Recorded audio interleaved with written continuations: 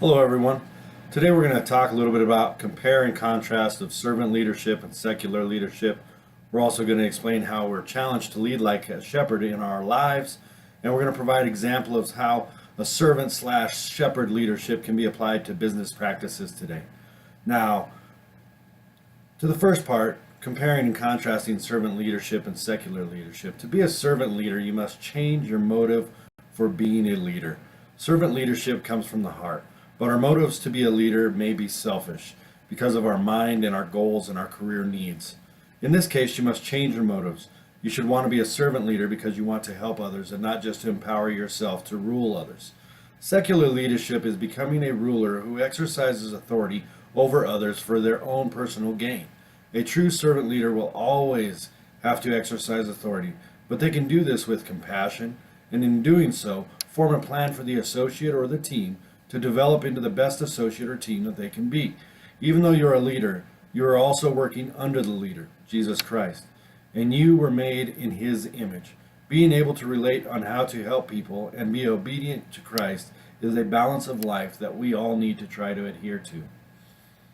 The way that I'm challenged to be a shepherd in my life, there's many different forms. In my life, I'm leading not only am I a leader to my daughter, but to my mentee and to my fellow co-workers. They all look up to me to lead them with the right message in my own life. For many years, I battled with addiction, and I couldn't be the leader that I am today without coming to the fold. I came back to Christ March 1st, 2015, and it was the greatest decision I ever made in my life. I need to encourage and empower and embrace my daughter with confidence, love, compassion, and kindness. For my mentee, I need to be strong in the Word and use Scripture to allow him to understand that his path of destruction has already been forgiven.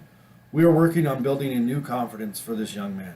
For my team, I am very harsh on some of these individuals because they are not trying their best, and this needs to be addressed in a positive manner. I rule with an iron fist, and my expectations are usually harsh for my teammates, but I only want what is best for them. I cannot force an individual to care more about their job than I care for mine. And in these cases, an authority figure above me needs to step in and take action. But where there is lack of action, I become frustrated. And this be known through my actions and words. I need to be able to control my actions and words in a manner that God would expect me to. Being negative in any environment is only a cancer for that environment.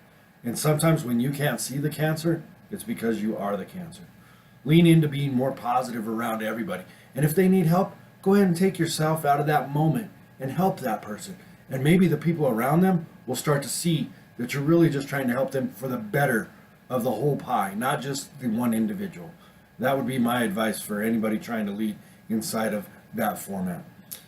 Being a servant or shepherd leadership in business is the hardest thing that I have ever tried to do. Now, if you're a businessman who owns or woman who owns his own business, then you can start your servant leadership from the day of induction of your business. And that is a positive business environment. And I can only hope that we could all strive to be like that. But if you work for a corporation or an organization that doesn't allow church and business to mix, then you have to be on the best possible way for you to integrate your faith into your practices at work. And some of the ways that we do that are very misleading. A lot of people will just want to come to work and start reciting scripture, and it's not going to be frowned upon, but it's not going to be accepted with open arms. There will be a discussion, and that is too bad. A lot of more businesses do need to incorporate church into their business. But there's still ways for you to succeed as a servant leader in a corporation. You are always able to encourage others as Christ has encouraged you.